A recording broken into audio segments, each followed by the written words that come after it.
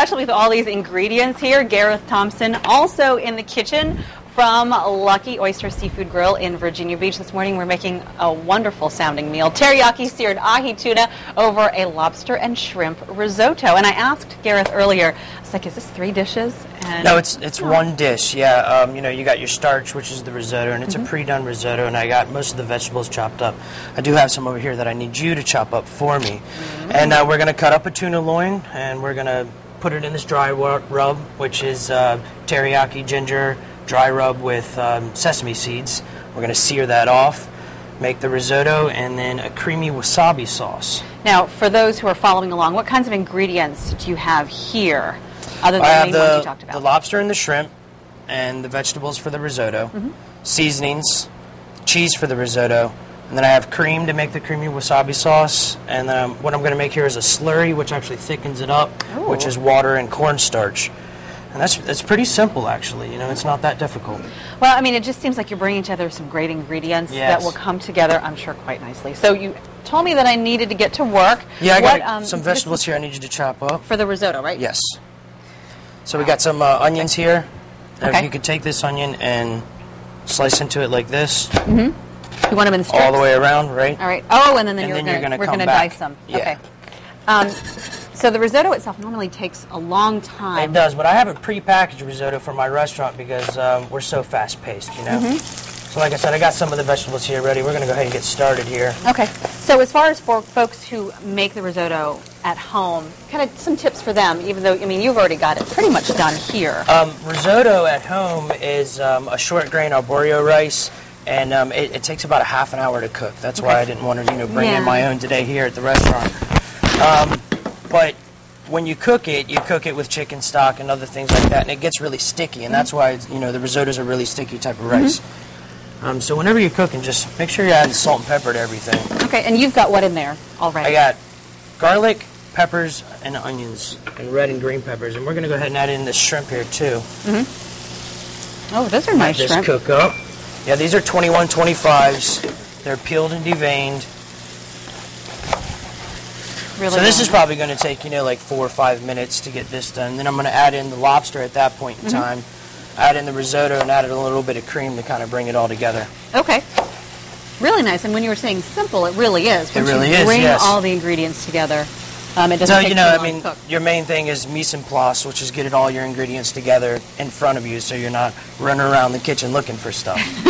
Is this a dish that you make over at the restaurant? This is a special that we make at the restaurant. Not every weekend, but every other weekend or so. And I did it 2 weeks ago, and it sold really, really well. So I wanted to come in and share it with you guys. Oh, well, we appreciate that. The recipe, the entire recipe, will be online at thehamptonroadshow.com, and it really already smells wonderful. So we've got this going, and then the risotto goes in once this is all cooked, yes. Do we add the cream then afterward? After you add in the risotto, you cook the risotto for about 2 minutes or so. Add a little bit of cream, which brings it all together. Makes it real nice and thick. This is just one part of our meal, so what will we do in the next segment?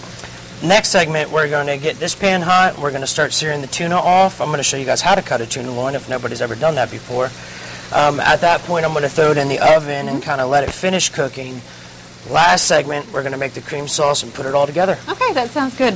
A lot of steps, but it seems like once you know what you're doing. Once you've got it, it's pretty easy. Watch you do it, you can do it in your own kitchen. All right, Gareth, thank you very much. It really smells good in here, guys. We're in the kitchen with Executive Chef Gareth Thompson from Lucky Oyster Seafood Grill in Virginia Beach. We're making teriyaki seared ahi tuna over lobster and shrimp risotto.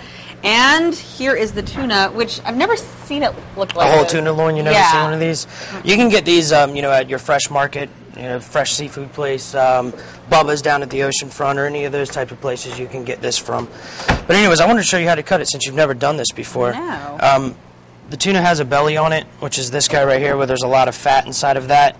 And what we'll do is after this, you can use these scraps at home for, tuna bites or, some other tuna dish, right. But how can you tell that this is the belly side?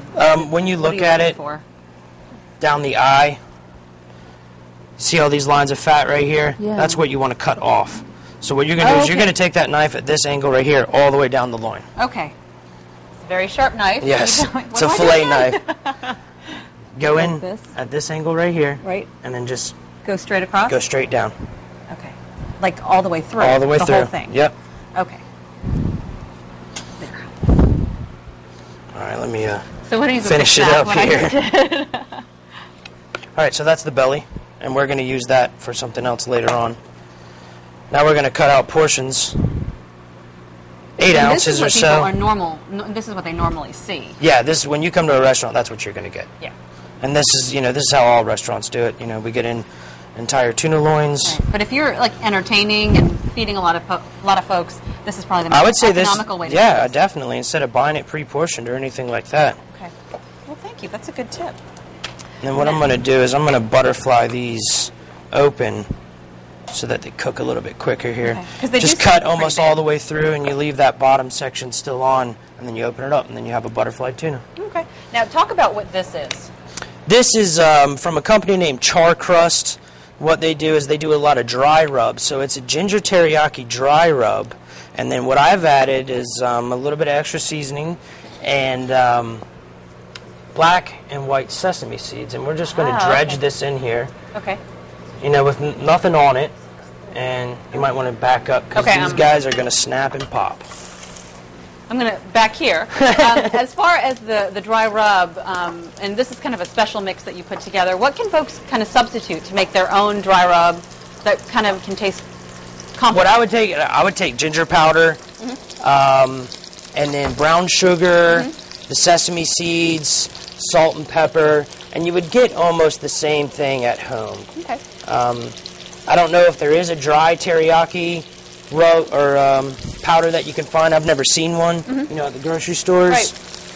But to get a similar flavor, because this is it's spicy and sweet at the same time, so I might throw a little bit of cayenne in there to give it a little spice. Very nice. Because, people are always looking for different ways to flavor their food, and so that would be a good option. Right, I've recently read that the more flavoring you put in food keeps you away from fats.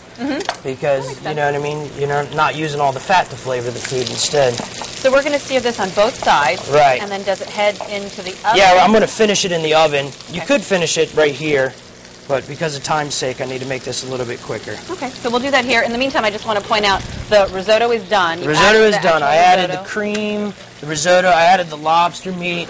And what I've done is I've reserved the lobster claws. I'm going to make this as a garnish now. Just to show everyone, excuse me for my reach here. No worries. This is the risotto. I add a little bit of cheese. You can see the cheesy strings in it. This is really creamy. Yeah, it's got a little fattening to it, but hey, it's really delicious. And we're going to definitely enjoy that. Okay, we're going to put everything together, make our wasabi sauce coming up in the next segment. Meantime, we're going to send it back over to the couch and Terry.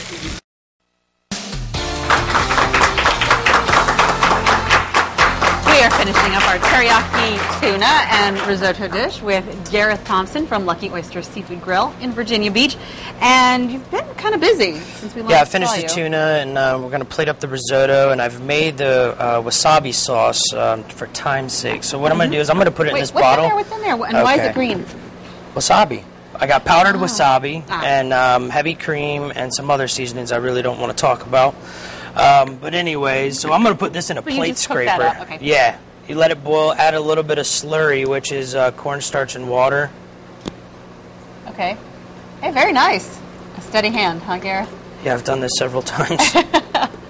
For those folks at home, though, what is a comparable substitute for this dish if they were to make it at home? Invent your own wasabi sauce is what I would say.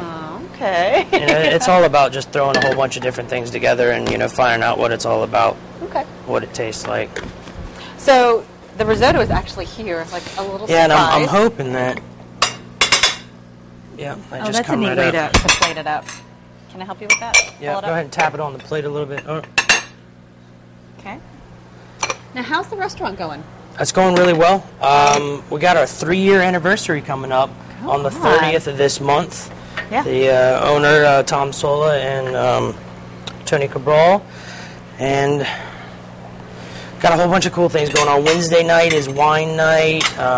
Tuesday night we just started prime rib night. It's a 10-ounce cut with a baked potato. And I'm